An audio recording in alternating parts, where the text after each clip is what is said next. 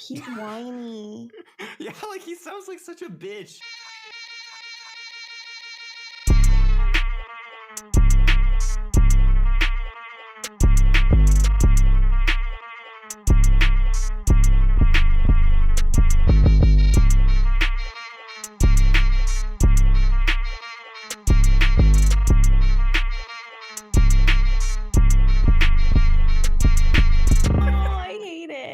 Version Lucas is sponsored by Oxen for the Open Exchange. Not officially, but kind of implicitly.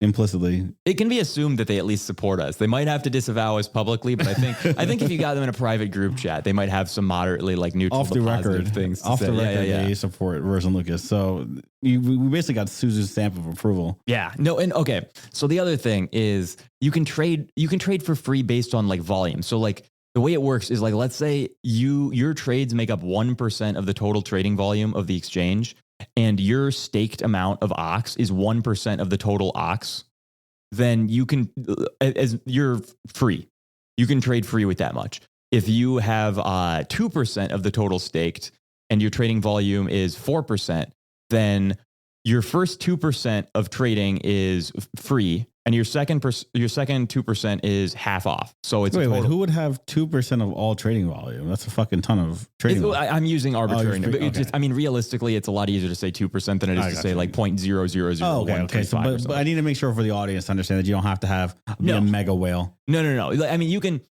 This is what's really nice about it is this allows somebody with like $271 in their wallet to get access to the same free trading fees that people typically would only be able to use if they had like a bajillion dollars, right? So this is really cool for a lot of reasons. One, you can use Open Exchange as a feeless bridge, right? So like normally if you want to go from mainnet Ethereum to like Arbitrum or Polygon or any of the other layer 2s or ZK rollups or whatever, it's going to be a little bit of a, you're going to have to pay a fee. You're going to have to pay a front end bridge fee. And given like Ethereum gas prices, it's probably going to be around $50. Yeah, basically. Ethereum transaction costs though are probably going to be like, you can do a send instead of a bridge, and it'll be like, I don't know, $1 to $4. So you send that over to Open Exchange and then you sell into whatever other chain you're going to, and then you withdraw. Right. And you have, so you have literally the cheapest bridge that has ever existed. And you don't even have to have, like, you just have to have one, like you could stake one OX token and that will give you 50% off of all of your trading fees. You can have more and you'll get more. This is like what I used to use FTX for, but they had fees. I used to use it as a bridge. Yeah. No, and I mean, they're going to be implementing basically all of the main chains, so it's going to be very useful as this. But the other really nice thing is that if you have OX staked, you're going to get all of the airdrops that they're giving out. Oh yes, and now my hands are ringing. Right. My hands are there's rubbing together. There's no way that we can know for sure that they're going to be airdropping tokens based on real world assets, but they seem to be hinting at it in their white paper, and everything else that they've hinted at has come true within these last 2 weeks. There should be no financial expectation. There should be no financial expectation. However, but, you might get some goodies in your bag. They did strongly seem to suggest that staking these things was going to get you some sort of a payout, right? We like that. We like a good suggestion. Yeah. And I think, I don't know, I don't really know what they could have in plan there, but I think they're going to be coming up with some really creative financial devices that are probably going to be fun things to play with. I like that. Those are my favorite words to hear. The thing that you've got to understand is that Suzu is he's an artist, right? Artist. He really understands how to make fun little games, fun little financial games with fun little financial prizes, and how to, he likes the fun of it. Yes, I've been a fan of Suzu for a long time. Bitcoin will come off the bottom very fast, leaving investor. Whatever. That's the best tweet of all time. So I'm with Suzu. That's where I found him. And he's never been wrong since. Well, except for that one time. He was really, really wrong. There was one specific point he was wrong, but most of the time he's not wrong. In the end, I think we're going to look back and we're going to say his track record was much more right than wrong. I'm going to let him slide on that one. So especially because it didn't actually affect me any. So it affected me in ancillary. It may have affected me to the tune of 90% of my net worth, but in the grand scheme of things, I still forgive him. You can make it all back. He's going to help you make it back at all. Right. Like that's the thing. I can only get so mad at the guy because his viewpoint was exactly the same as mine. Like his was like, it's going to keep going up, bro. Like, just trust the plan. And mine was like, it's going to keep going up, bro. Just trust the plan. I'm only mad that the only part that's like, the only way that it affected me is that him going down, including as well as Luna, as well as Celsius, effectively started the capitulation. Well, them going down wasn't even like, so it was sentimental on a sentimental level, like sentiment level, that it was a problem. I don't want to say that it wasn't their fault specifically, but like they did get hunted by Alameda Research. Like that was the thing. When Luna went under, 3AC was still solvent. And this is what everyone screws up all the time, is everyone always says that they pretended to be solvent after Luna went under and they lost like the 300 or something million that they had in Luna. And, where was I going? Yeah. So everyone says that they went under after Luna went down, and they just lied to everybody and said, oh no, we're still solvent. We still have assets. But like, nobody's accused them of insolvent trading. They haven't been like charged with this at that point. Yeah. None of their order books that they presented, or not order books, but their balance sheets that they presented on the affidavits for the court cases have indicated that this was when they went down. The point at which they actually went down was when their massive position on FTX got liquidated. So they were the number one client on FTX. That makes sense. They had the biggest position by, I think it was like a factor of 4 on FTX. And we're not going to say, there's no way, like I'm not going to do what the 3AC critics do and do a bunch of hearsay and say, oh, we know for sure that Alameda hunted them. But like, we do know that Alameda hunted people. There have been screenshots leaked of Alameda celebrating hunting the 3AC position. And it did cause like a ridiculous undue market move. Like Yeah. Like, so the assumption essentially is that like FTX and Alameda came out and they liquidated all of their Bitcoin and Ethereum to cover their FTT and their Solana. And this resulted, they did this essentially to like smack 3AC. Yeah. Like dumping all of the Bitcoin and Ethereum dumped into their position, killed their price. And they were dumping things that they didn't have is the other thing. Like that's why this is bad. Like if it was just like, oh, they sold assets legally that they owned, like that's fair, right? Like, but when you're like running around and like inventing a bunch of assets that don't exist to sell into volume that like isn't there to liquidate people, that's like a little bit of a different situation. And we know that they were doing some shady shit to, just. So it's fine. I try. Listen, we're like a year, not a year. We're like 8 months since fucking FTX collapsed, and over a year, if not a full year, since 3AC collapsed. So if anything existed, we would have already seen it. Like Do Kwon's being hunted by Interpol, right? Like we would know if something was amiss a year into this, right? Because they want to make and everyone's like, oh, like Suzu and Kyle are like international fugitives, and it's like, dude, like they're going around and like.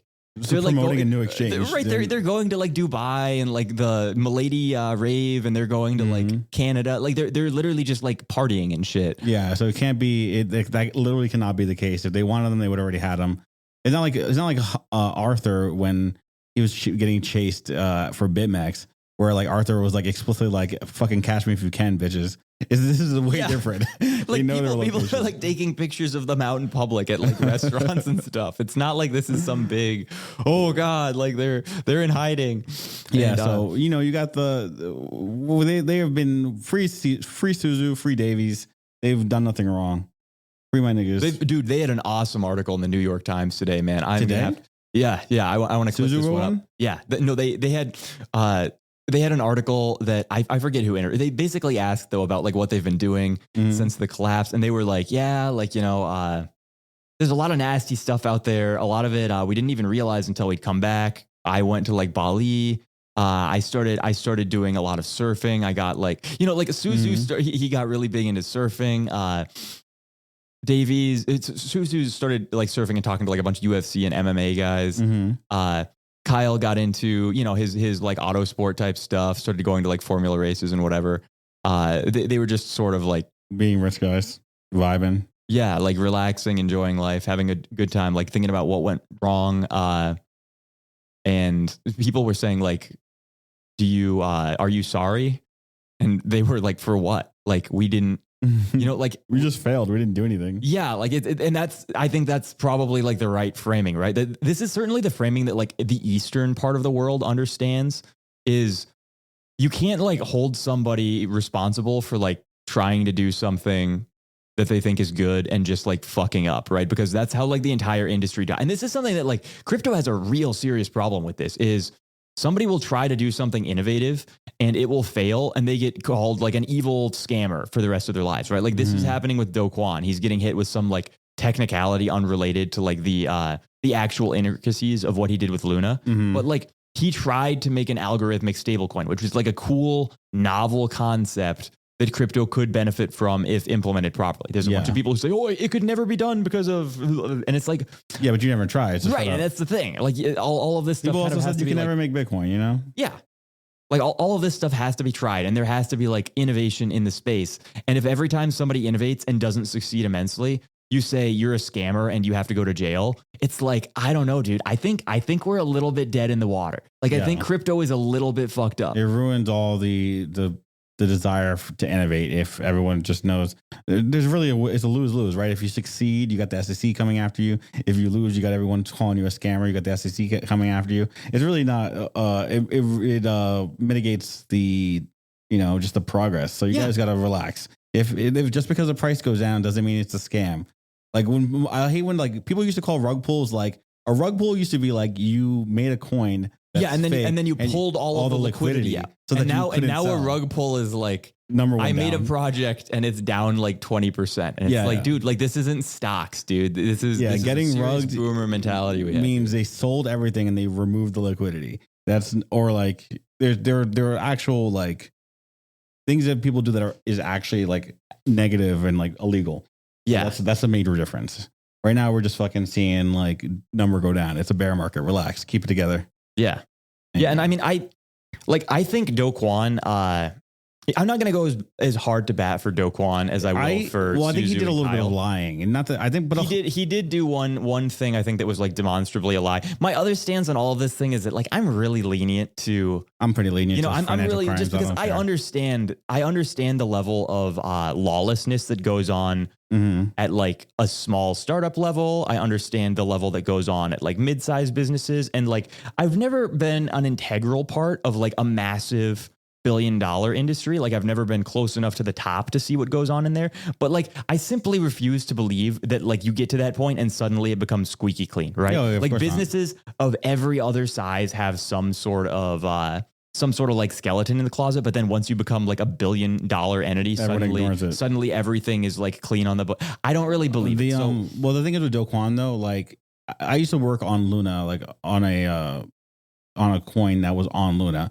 And every meeting, it was kind of assumed like, all right, everything we're doing everything above board, and the only failure condition is this, or if UST unpegs, right? And that was like for an entire year. Every meeting was like, everything's fine. We have a treasury, we have backup cash, we have this. Only thing that can go wrong is this, or like our project doesn't launch, or UST unpegs. And that was like, and we knew like. It could unpeg, but we were fairly safe. All of it made logical sense. Like, you know, I did a lot of time researching it, right? So I felt like it was largely safe unless it was attacked.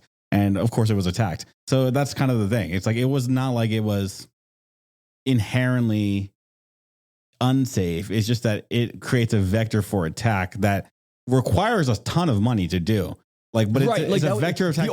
The only people who were capable of attacking UST were like the FTX tier actors who had like $1 billion of their assets. And this was probably Do Kwon's big fuck up is like, he forgot he's playing with sharks. Yeah. He gave people who did not have his best interest at heart $1 billion of his assets in exchange for $1 billion of Bitcoin. Yeah. And they used that $1 billion to tank. So there was like a 3 pool of assets that existed. They released a new 4 pool and they were gradually ramping the amount of, and like a 3 pool is a pool where you have you have 3 different types of stable coins. I think it was UST, USDC, and Tether, or maybe it was DAI. I forget, but you had 3 of these And the idea was that it was like a stable swap. So if you wanted to like move from one stable coin to another, then you could do it there. And there was tons of liquidity and there would be like no slippage and it would just be a great, beautiful time. Right. And they opened a 4 pool where I think they added DAI. Yeah, it might be. Yeah, 4 pool might have been DAI. And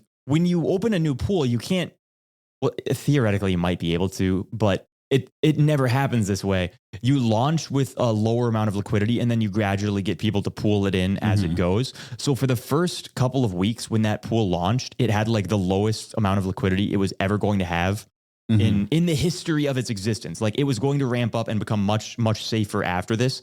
But somebody got in there and they sold off all of that UST to depeg the shit out of it and set off like the cascade for Luna. Yeah. The death spiraled it. And then there is, of course, there's this one mechanism that everyone kind of knew was the vector for attack, beyond just this like liquidity selling. But there's the way that they were able to peg UST was by, there was like a swapping mechanism where you could sell one for the other between Luna and UST. So I can't remember the exact details anymore, but effectively, Luna was deflationary, UST was stable, and then if there was ever an arbitrage, it would incentivize people to do the swap. However, there was a maximum allotment that was allowed per day. I think it was like 250,000 or 250 million or some shit like that, right? Or 250,000 Luna, maybe it was something like that, which is a lot of money, which is like $1 billion. So it's like you have to have an absurd amount of money, or you have to start a cascade and get people with absurd amount of money to get scared. And of course, that's what they did. So, that's not even really his fault if you think about it. It's kind of his fault because it's his mechanism and there is a vector for attack. However, he didn't actually like do anything wrong. He just tried to do something. He tried to do something novel. And actually, there was a huge ecosystem on Luna. Like every cool, novel financial thing I've ever seen in crypto, dude, Luna was on Luna. I loved Luna it. rocked. I loved it. It had like I used to chill it. I thought it had like the best mobile app. Like I remember it was one of the only things that I was able to like I literally showed that to my mom and my mom was able to use the Terra Station app and like she understood like what was going on and like how to do stuff. Terra Station, they had Kujira with the fucking you can buy liquidations. They had all this cool staking stuff. It was just cool as fuck. I just like every cool like financial idea. And it was really well documented. There were a bunch of genuine, because this is the other really hard thing. You start a new project, you get a new chain, and there's going to be like the thread people, the thread guys who come out and they start making content to promote it. Most of the time they're idiots, dude. Most of the time they're fucking like unintelligible, schizophrenic, like ramblers. And they're They like totally don't understand that the things that they're saying, the audience has no context to relate to, and it's just like bad. Whereas the Luna resources for just learning about it were really good, really comprehensive, really easy to show to your average mom and say, look at this, dude. You can teach yourself this. I don't need to like handhold you through this. I'm going to show you this. I'm going to show you this thread and it's going to link you to this YouTube video. And that's going to be it. Like, I'm going to send you out. I'm going to send you out and you're going to deal with it on your own. Because they had a very strong community, which is what you need, which is what you ostensibly want in a crypto. But they also had a really annoying community, I will say. Yeah, they were, because they were assholes. Yes. The Luna people were assholes. And there were a lot of people who were very happy to watch all of them go bankrupt. Absolutely. I mean, so it goes. But I think that we're not. And I may have been one. I lost like 7 figures in Luna. I lost all my money in Luna. It was very it was pretty funny. I was cackling hysterically on the way down because there is like when Luna went to zero. Like we're not saying like it went to zero, but like it literally went to zero, right? So it went from like $90 to like .00000000001. Was it 3 days? It went from $100 billion market cap to zero. Yeah. I think that was like legitimately like the largest like it was the largest vaporization of money that's probably ever occurred in crypto or probably any business potentially in the world. Because it's not like Enron went down to zero. Like it might be the biggest ever. I can't really imagine another company. And like so, I had all of my stuff staked. Which it took like 14 days to get it unstaked or something like that. So like I tried unstaking it, but like I had 14 days where there wasn't really anything I could do. Like it wasn't like I could sell because I didn't have access to my funds because they were unstaking. Yeah. So I was just sitting there watching my balance drop down by like these massive, massive chunks every day. And at a certain point, it just became funny, right? Because it's like turning millions of dollars into literally like $2.37. Like it would have hurt if I went like 2 million to like 1 million, right? Like that would have, I would have been sad and pissed off. But like when it dropped below like $10, it just became comically hilarious. It was like, oh my God, like I turned $2 million into like a candy bar. Like this is insane. Hey, so it goes. And it wasn't even like I didn't even get liquidated. That was spot holdings. Ooh, that's so crazy. That's fucking. And it wasn't just Luna that I had. Like I was holding a bunch of other Terra projects. Yeah. But all of those died, right? Because like the chain went down. Obviously, like every single thing on it. So it was just total Luna death. Ooh, that's so savage. But hey, it does give you good content though. It was great content, and that was one of the times when I started realizing, like when everything was dying in the market, I realized like there's definitely a couple types of people in crypto, right? And there are people who they can lose all of their money and they will be just a whiny bitch. Like they will be a huge loser. Everything that they talk about will be about how their life is over and oh my God, like, and they'll be like begging people for money. And then there are going to be people who are like, okay, let's get on. Let's do it again. Let's run shit up again, man. I feel like if you do something once, you should always know you could do it again. That's kind of. Well, I think that's the problem is a lot of these people understood that like they couldn't. They got lucky one time and they didn't preserve their capital and they're not going to be able to do it again, right? There's like at this point I've run it up enough times and then lost it all to like be fairly confident that like it's going to happen again. But I'm not like, I'm not like out here throwing temper tantrums when it all goes away. Yeah, I mean, you gotta the ebbs and flows of life. You can't get bogged down by the down. Otherwise, you're just never going to come back up. No, and this is the other really cool thing about like Sue and Kyle, right? And Do Kwon too, is like all of these people and why they're like a great investment is they experience like you want to talk about like traumatic life events. Oh yeah, absolutely. Like this, not only do they have vaporizing billions of dollars to the extent that like there are now millions of people who want you dead because they personally hold you responsible for like losing all of their money. Like that's one of those things that like, fuck me, dude. Like if you make a viral post that people don't like and people start quote tweeting it, you'll get like a psychic resonance, like feedback. Like you'll be able to feel like a buzzing in the back of your head as like thousands of people are like cursing you, right? I'm trying to imagine what that must be like when it involves people's fucking livelihoods and money. I remember this and collapse it's like happened 100 times more people. This collapse happened right around Consensus 2022. Because I remember Do Kwon was supposed to come. Do Kwon was supposed to come to Austin and have a whole little Terra event that he had to cancel because they were sending death threats to the Austin location. So, it was felt on a visceral level, not just a subconscious one. It was a very conscious felt danger. You've probably had but at the same time, the dude is a freaking juggernaut. Like I think Do Kwon is a weird autist freak. Okay. That was his main downside. I think he's a genius. I think he's right a lot of the time. I think and like everybody who's ever worked with him, like I've known really, really smart guys who worked with Do Kwon. And they've said like the most frustrating thing about Do Kwon is I come to him with a suggestion and he looks at me and in 2 seconds, he deconstructs why my idea is retarded. He does it in like the most brutal manner possible and he totally dismisses me. And I know that he's right? Like it's like, there's no, like we work with him because there simply is nobody smarter and more capable within this space, but it sucks because the way that he's right isn't fun. Like it's not something that you enjoy experiencing on a repeated day-to-day basis, but just, but so he doubled the salaries of everyone who worked for him after the crash. Really? To retain them. Yeah. And then he just got back to building Luna 2. That's right. He did make Luna 2. It's up now, right? It does have a thing, or did it? Yeah.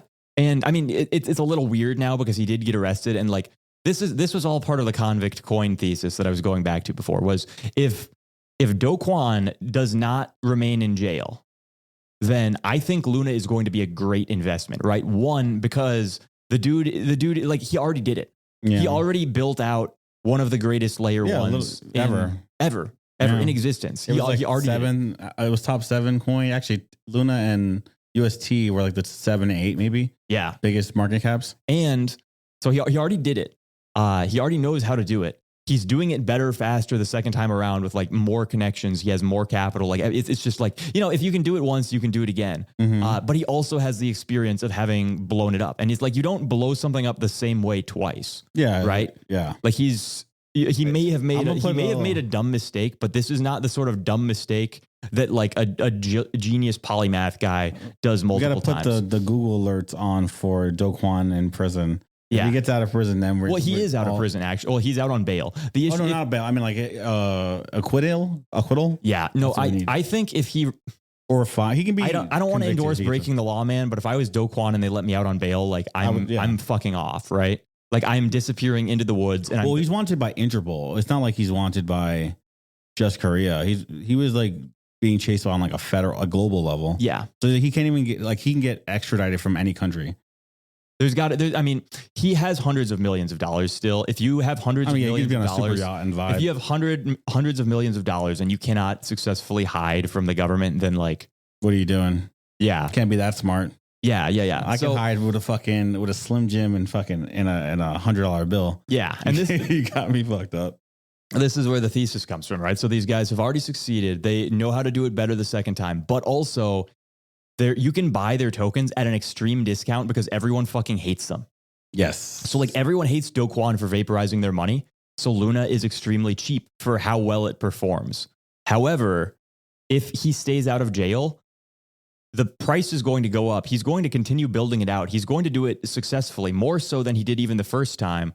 And, people get flipped when they see the chart. When the green line goes up, the sentiment is going to flip hard, and it's going to be the Suzu tweet, right? It's going to be the Bitcoin price is going to rebound off of bottoms, leaving people sidelined, right? Absolutely. Like, and it's just going to go straight up. And that's what happened with Flex and Open Exchange. Is their token was trading at an absolute shit price because everybody was like, we don't like these guys. 3AC scammers. They're bad. They're evil. F these dudes. And that's fine for people to think that way. But for people who are maybe going to be a little classier, have a little more discerning, nuanced view of the situation, you see, we have some real juggernaut brains backing this token. We have them building, and they have now successfully released a lot of really, really, like a crypto claims exchange is not something that the industry has ever had before. This is like an entirely new product that it's not an easy thing to handle like legally, right? Like they had to jump through a lot of freaking hoops to get that up. An exchange that lets anybody trade for free, that's pretty cool. An exchange, I don't want to get ahead of the horse here, but I've heard there may be a very cool affiliate program going on here. There's going to be potentially, those airdrops mentioned in the white paper. Allegedly. And all of these things, right? They've released a number of products over the last couple of weeks. And it's like, they weren't doing a lot of PR marketing around those things that they were releasing. They just sort of dropped a bombshell of product releases on everyone. And then the token exploded. And it did, I don't know, I'm up like 400% or something in the last like week. Which is listen to our podcast audience. I need you guys to start a petition to get Suzu on our podcast. I need to present and Lucas can then present said petition to Suzu, and we can see if we can get our clout up. I also think it would be a fun. I just want to talk to him. I think it would be a fun. No, he's a really cool guy. He's been going on a bunch of maybe like non-crypto related podcasts talking about like fighting or surfing or stuff like that. Because they both had a period of sort of going off and like relaxing, de-stressing. Yeah. Well, we're not just doing some crypto thinking, podcast per se. We're a crypto adjacent podcast. Crypto adjacent. Yeah. And that's why we can continue using mailing services that typically ban crypto products. Yes. Right? So for anyone listening to this wondering, how am I being sent an email from Versant Lucas, the crypto? We're not crypto, we're crypto adjacent. We are crypto adjacent podcast, as noted by our branding, which is all raccoons. We do not use any coin branding. It's going to be really hard when we release the raccoon NFTs. It's going to be hard for us to defend the crypto adjacent claims. We're allegedly releasing raccoon NFTs. We have our intern on it. The art is A+, I guess. It's pretty cool. I think I like it. I don't know if it's A+. A+ is a hard ranking. So I think it's very cool though. Yeah. It's very funny. I think our whole little, we got the raccoon NFTs popping. And, and that's how we're going to, and then all the proceeds will go towards making this a better product. We like that too. Primarily buying some really nice microphones for everyone and migrating both of us together, right? This is what a lot of you don't understand is that the traditional podcasting budget tends to go towards like, microphones and boom stands and shit like that. And ours is going to go towards relocation costs, right? We're gonna buy a small garage, and Verse and I are going to cohabitate in like a single 1-bedroom apartment. Oh yeah, get the little studio, put up some towels and shit, to record in the closet, it'd be lit. That's very close to what almost happened. Yeah. I mean, we probably would have just recorded in my closet, realistically speaking, because my apartment echoes. And I'm wondering how echoey this is going to be. So we're in this room. No, it doesn't sound like echo. We heard it. We heard it already. I guess that's true. Well, there's soundproof walls. We have one soundproof wall, but this is a very interesting shaped room. Like it's like a trapezoid, and there's like a glass door on one side, and so there's like a massive ring light in the sky. Like it's like some Halo shit. This is like a what are they? The ring lights for like the YouTubers, right? But it's like, this is a massive version. Like imagine a YouTuber ring light, but it's like 10 times the diameter. That's the only lighting in here. Yeah. And I'm wondering, is that for like mitigating reflections in people's eyes or something? I don't know what the deal with the ring light is. Or maybe it's just because it doesn't have a singular point of light, so that it doesn't look like a fucking like circle. Yeah, like it doesn't have like the corona refraction stuff when you look at it in glasses and stuff like that. I like it. I don't mind it. It's very Halo, right? You look up in the sky and I feel very professional right now. The proceeds from the NFTs will go towards us having a professional podcast. It will go towards us living together in a garage. Yeah. I don't know what Verse is saying. I don't really want to live in a garage, but we could work something out. What do you have against a garage, or is it me? I don't know. I think, no, it's the garage. I'm not trying to live in a garage. I'm on the way up. I'm on the come up. I'm an adult. I'm on the come down. You're on the come down. Yeah, exactly. It's literally over, and I'm trying to. I'm selling my house to live in a garage. That's kind of powerful. That's a powerful move. Dudes, I've got to sell my house, man. This is a fucking pain in the ass. I did not, I got memed into it. I fell for the trad meme. It was like years and years ago with, I don't know, however many exes ago with the girl I was with. And I was like, I'm going to start a family. We're going to have kids. I'm going to work at this normal W-2 job. And it is just a stupid thing to think, dude. So I bought this house, and everyone was like, I don't know, Lucas, like you're kind of like a guy who likes to focus on things that aren't like home maintenance. This might be a little bit of a retarded idea. And I was like, no, dude, like I'm based in trad, like I'm a homeowner. and now it's like I have to go out and have to fucking mow my lawn every 5 days. The HOA gotta like breathing down his neck. So this is the thing. We got no real HOA, but all my neighbors are fucking old retirement people. Same thing. I know. You got a HOA militia. Right. It's an implicit HOA of just disgruntled old neighbors who are all like, wow, this guy does not take care of his shit. I got to go out. I got to do this like seeding. I got to fertilize the lawn. I got to take weeds out of, and I have all this like nice landscaping with these like river rocks. And it's like, so beautiful, and then the weeds come in, and you've got to fucking rip them out of That sounds horrible. Wheelbarrow it all, and it's just like, dude, none of this. I gotta change the furnace filter. I gotta deal with like my AC unit breaking. I gotta deal with. I fucking hate a lawn, dude.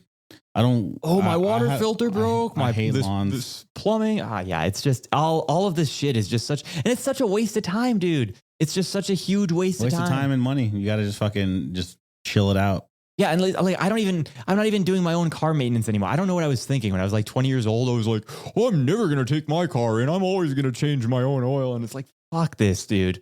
Fuck this. I'm not. My time is worth more than $20 an hour. Listen, this is why part of me, I don't want to live in an apartment. At the same time, having everything like my refrigerator didn't work, and I just messaged the fucking office. And they just gave me a new refrigerator the next day. And that is a very nice perk. Right. That's extremely awesome, right? Like I was like, and not only that, I wasn't even there. I was like, oh yeah, just let yourself in. And I was like, hey, so there's some food in the fridge. Can you just transfer it to the next one? And they're like, we'll tell the guys. And they did it. They were like, they didn't have to. I appreciate it though. They could have just eaten your food. I would have eaten your food. Or they could have just left it out. Cause they could have, like, I was supposed to have cleared the fridge and made it easy for them. But I wasn't in town. So I was like, all right. They help me out. So anyway, Yeah, no, that's really the perks of an apartment. It's just I don't have to do shit, and I like that.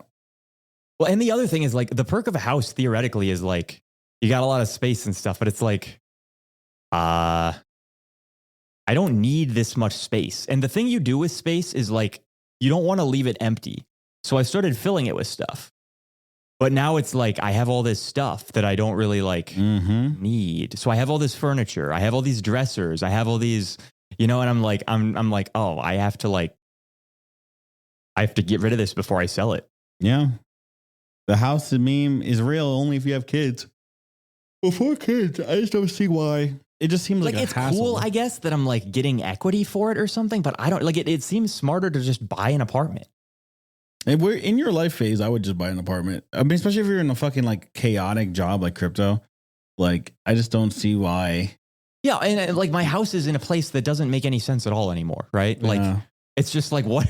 Why is it there? I would love this house if I could move it like 1,000 miles directly down, right? Like that would be epic. Or like even left or right, like anywhere really. 1,000 miles any direction is probably better than where it is. Yeah, but it's just like what the. Well, why the fuck is it here? And it made sense at one point, I guess, maybe kind of. But now it's just like everything that was like anchoring to me to that space. Like my dad had some health problems and stuff, and I wanted to like stick around by him. Final hours if he's gonna like kick the bucket and stuff, be able to hang out with him a lot. And he's fine now. He's vibing. He's I was about to say, your dad sounded nice. He's like, no, he's not gonna be kicking the bucket anytime soon. So, like I don't really need to be just like hovering around my parents for the next 20 years. I can go kick myself out of the nest a little bit here. Yeah, there it is. Spread your wings. Hop on that. The only thing is like I have like a sub 2% interest rate on my mortgage. And, like I'm building up a fair amount of equity because of that. And so that does beg the question. But it's also like my house overall is worth like less money than I'm being paid this year. So like, do I really care that much that I'm like gaining slightly more equity when it's like getting outpaced this much by like my earnings? Yeah, that's a good point. No, it doesn't make any sense. That's a very, very good point. I would just say fuck the house. I don't see why. It's just a hassle. It's a legitimate hassle that you have to continually, like even renting it out is a hassle. Like, well, that's the other thing is because the alternative would be renting it out. And then like, I'm going to be renting a house from like across the country and I would have to hire a property manager or something to come in. And it's like, I don't know how much that costs, but it's going to be like probably like 10% of the rent overall or something like that. And then so it's like, it's this ridiculous convoluted thing where I'm trying to like deal with tenants from like 1,000 miles away just so that I can like scrape out how many extra hundreds of dollars of equity per month. Like it's not worth it, dude. You got to call it an event, unfortunately. Good idea, but wrong timing. And timing matters. Yeah, good idea. Execution needs work. Yeah. So, yeah, this is my tirade, I guess. Like there's some guy out there who's going to tell you that buying a house is like a great financial decision, but I don't know, bros. This shit is a meme. It is. Yeah. It is. It's literally, and like, the modernists were right.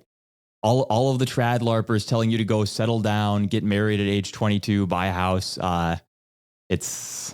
There are better things to do with your time. There's a lot better things to do with your time. Yeah. See, I mean, it was probably fine when you had nothing else to do anyway. There's some guy out there listening right now, and he like started his family up at like when he was like 23 years old and bought his house, and he's been working as like a welder for like he's fucking chilling. His whole life is like totally fine, and he's like, "Fuck you, Lucas! Like, what the fuck is wrong with it?" And it's like he's right. Like I'm specifically applying my critique of houses to everybody else's lifestyle, and assuming you're all me. So yeah, that is what I'm doing. You're a bit of a risk taker, Dude, I'm the most. You are a risk taker. I'm the most risk averse person. No, you're not. You drive a motorcycle. Okay, so I'm an extremely risk averse person, but I understand that taking risks is based and necessary. So I throw myself off the cliff all the time, and it's like it's an extremely painful experience for me. Just all the time, I'm in this constant state of like neurotic anxiety. Like, oh my god, I can't believe but like I just know that I have to do it. Right? Yeah, that's the toxoplasmosis. That's what that's just the toxoplasmosis telling you what to do. You're reminding me. I'm gonna get to see my cat maybe tomorrow. Oh, that's nice. Yeah, true. You're being controlled by the parasites. So that's another thing is I love my cat, man, but pets really fucking cut down on the number of like things that you can do in your life. And the only reason the cat is okay is because I made a cat door in my house and I left a 50-pound bag of food out with some water. And I can just fuck off for like 3 months and my cat will just feed himself and water himself. Your cat will just start fucking killing all the birds in the neighborhood. Yeah. Like he'll, and I'll come back and he'll just be there. Right. So it's like. That's so very funny. Your cat runs your house. But if I was going to go and, like if I was going to go get an apartment, like does your apartment let cats in there? They do. We have to pay more money. Yeah. Yeah. It's like you have to pay like $100 maybe, $7,500 extra. I could probably cats and dogs. It's just that I don't fucking want to have a dog in that space because the only dog that you can have in that space is a tiny shit, like annoying rat dog. And I don't want a rat dog. So no, the rat dogs are fucking annoying. Yeah. They're sometimes okay if you get like one of those, like I think those girls who have like $40,000 rat dogs are based. Where it's just like they just have a huge amount of money locked up in this like tiny little dog that like it's like the most bizarre allocation of liquidity of all time. Yeah, I mean I don't mind. And it's like what does the extra, like, if you're gonna go for like a $100 shelter rat dog to like a $40,000 shelter rat dog, what does the extra $40,000 buy you? I don't know because I've never had one, but I just think the concept of someone being willing to do that is really cool. Yeah, it doesn't actually buy you anything. It just buys you the pedigree of the breeder. So, your dog's not like faulty. Well, like, what is it? It's just eugenics. They just want to make sure that there's the correct breed of whatever fucking domesticated wolf they have. Interesting. I don't know. I was about to say something. I fucking lost it. Here, I'm going to actually have to go find a water fountain and grab some water here. Yeah. I'm dying a little bit. Can we pause it? How long we gotta be? I think it's been like an hour or something. Well, yeah, we could pause it. When he gets older, he won't sound like this anymore, right?